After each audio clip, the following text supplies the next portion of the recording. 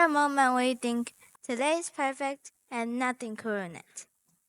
And then one tiny thing completely turns the day upside down. For me, the troublemaker was a tiny fishbone. It was a beautiful Sunday, lazy, fresh, bright, and warm. Until, ah! Yep, that was me screaming. A fishbone got stuck in my throat. At first, I thought, no big deal, drink some water, swallow some rice, it will go away. But I was wrong. I tried everything my mom said. I drank lots of water. I ate a spoonful of rice. Nothing worked. And then this one thought creeped into my head. What if it gets stuck forever? The next day at school, my throat still hurts a lot, so I went to the school nurse. She checked and said if I didn't get the bone out, it could get worse. I was so scared I wanted to go to the hospital right that second. But I told myself, calm down. You can go after school. Just wait. After school, my mom promised to take me to the hospital. But there was a catch. I might need to take the laryngoscope, a tiny camera that goes in through your nose and to your throat. It might scratch, it might hurt, and worst of all, they might not even find the bone. But I still insisted to go. Because at that point, I realized something simple. I didn't actually need a result.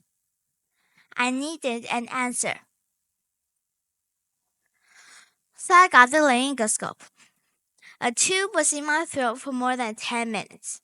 It was not comfortable. And the result? Nothing. No fishbone. It was just scratched. The doctor said to use sunscreen, drink a lot of water, and it would heal in a few days. Walking out of the hospital, I felt a wave of relief. But then a question popped into my head. Is it worth it? The time, the worry, just to prove something that might only be possible? Here's what helped me find my answers. Thomas Edison is famous for inventing the light bulb.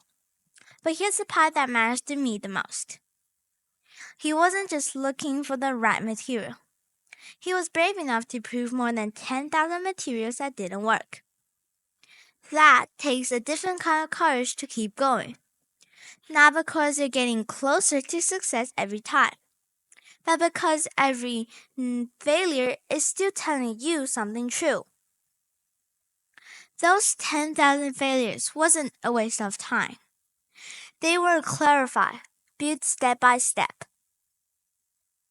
And that's when my ideas started to become clear. Meaning isn't in only what you finally discover. It's in having the courage to rule things out until the truth is left.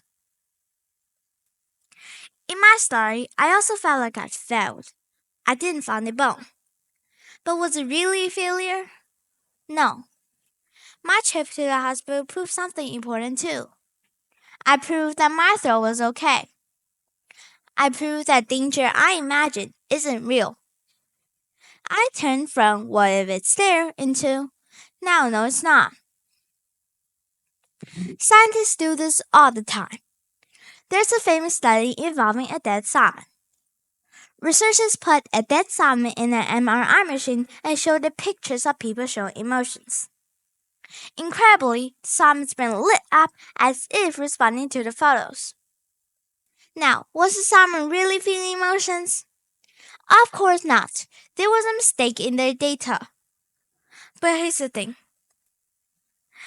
The scientists didn't hide the result. They published it. Because in science, being honest about nothing is more valuable than pretending there's something. In fact, in the Journal of Scientometrics, Daniel Finelli found that around 30% of the experiments end with a no effect found.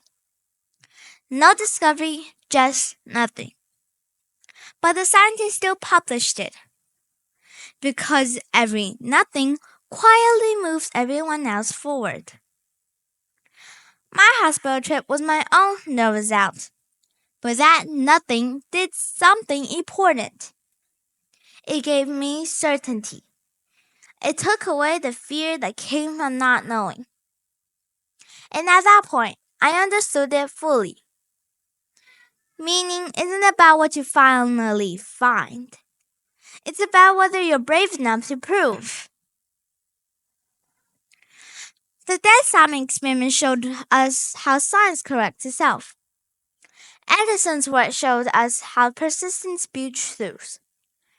And my hospital visit showed me something about fear. Most of the time, what scares us isn't reality. It's the space that we don't know yet. Life will always throw little surprises at you, things that annoy you, scare you, or make you uncomfortable. In that moment, we all have a choice. Ignore it, imagine the worst, or face it. So the next time that happens, don't just swallow it and hope it disappears. Don't let uncertainty go into fear. Do something simple, but powerful. Go check. Because sometimes the answer that you've been afraid of isn't there at all. Remember, clarify, relieve, and the courage to keep going. Thank you.